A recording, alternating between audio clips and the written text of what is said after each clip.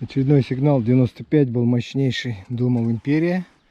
Нет, это у нас не империя. Это у нас командирские часы. Да походу, хотел сказать, с позолоченным браслетом. Нет, наверное,